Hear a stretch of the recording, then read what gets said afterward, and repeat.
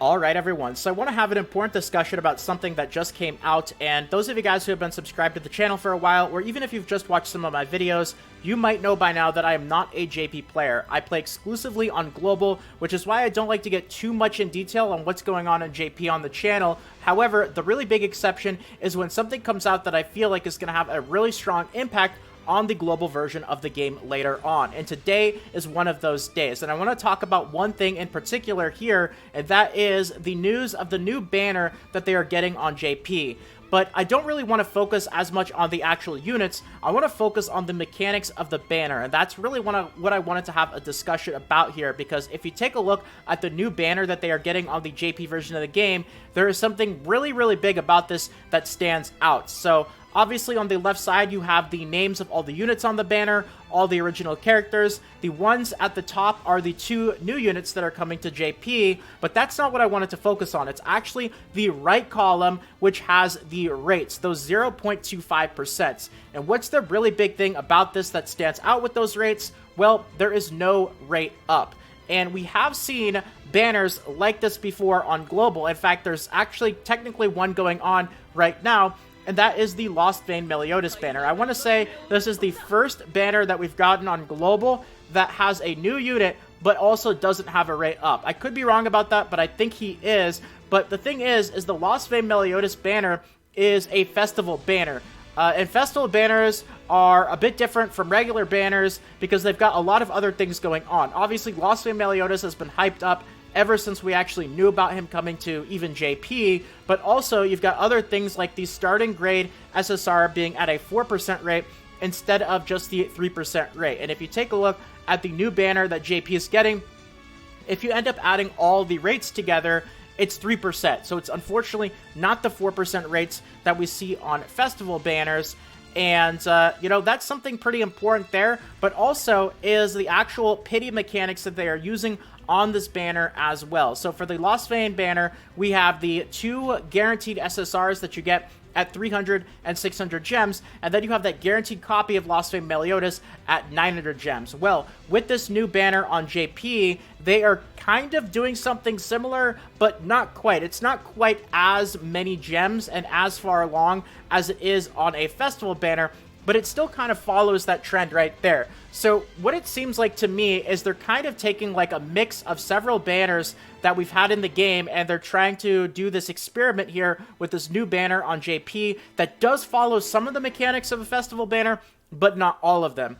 Now, if you take a look here, you can see the mileage is the, I guess you could call it the pity system, the milestone rewards. It's kind of like the half anniversary banner where you do end up getting a guaranteed SSR at 300, and then you end up getting your choice between the two new units at 600 gems.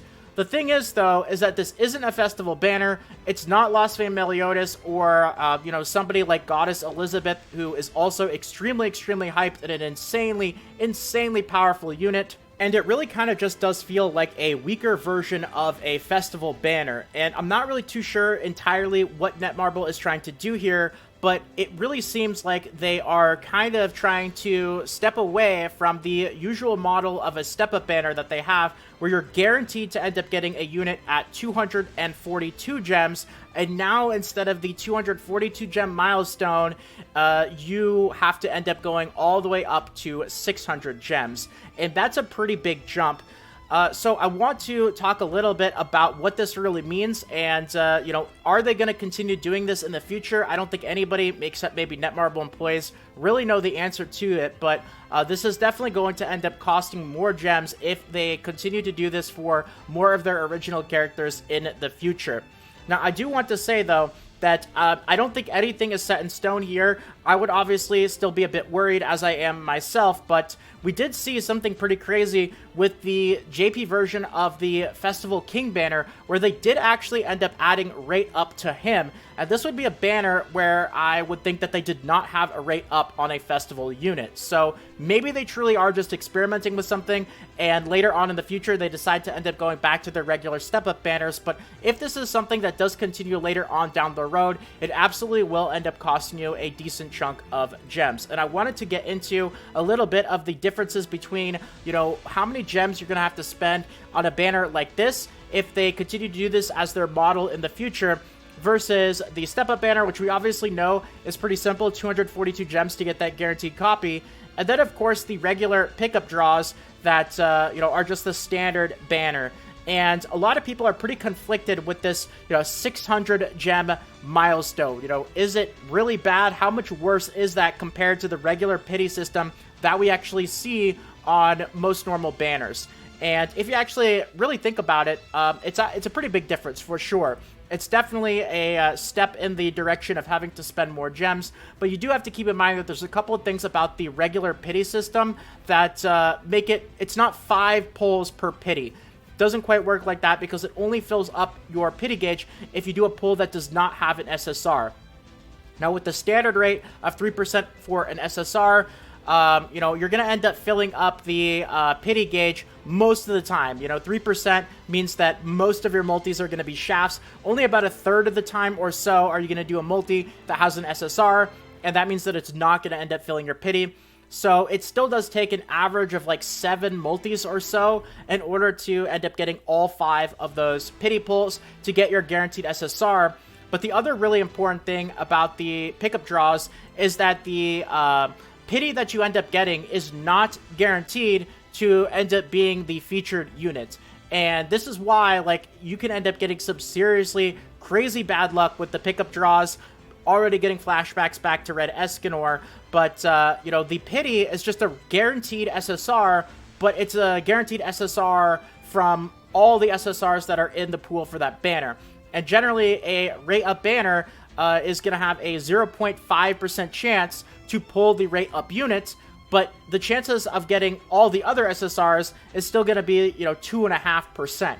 So that means that when you do end up filling your pity, which takes, 7 or so multis on average in order to do so, most of the time, about 5 out of 6 times, unfortunately, your pity is still not going to end up being the guaranteed. So it can still end up taking you a lot of gems in order to get units even on the regular pickup draws. But the thing with this new system, it does give you that unit guaranteed at 600 gems. The problem is, though, it really does take away a lot of the element of feeling like you can get lucky in order to get them before the 600 gems, because the difference between, a 0.5% chance to pull versus the new rates that we see on this banner here of 0.25% chance to pull, you're looking now at, what is that? That would be 400 single pulls. Nobody was going to do 400 single pulls. That's still something like, I don't know, what is that? 35 plus multis in order to get her without the guarantee, compared to if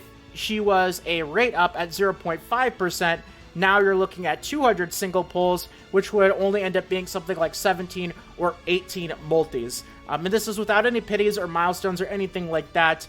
But the difference between that 0.5 and 0.25% really, really does make a difference. And if they do continue this in the future, unfortunately, it's going to mean having to save many, many more gems for these types of banners in order to get the new units that do come out. So, Netmarble, if you are listening, I can understand, I can see the experiment here, but I don't think that this is a system that people really want to see more of in the future. I can't speak for everyone, of course, which is why I want to end things off here asking you guys the question of what do you guys think about this system, and what do you guys think about it compared to the other banner type systems that we have? The regular pickup draw, the step-ups, the festival banners.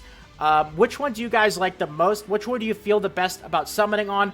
Which one do you feel like you end up saving the most gems for as well? That's really important.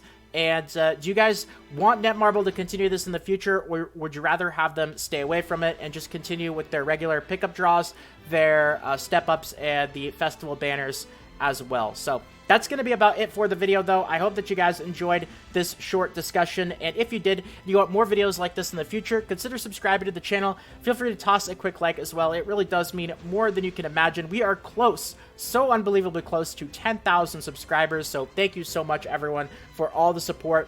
And more Grand Cross Global videos should be popping up on the screen right about now, or in the suggested videos to your right or below.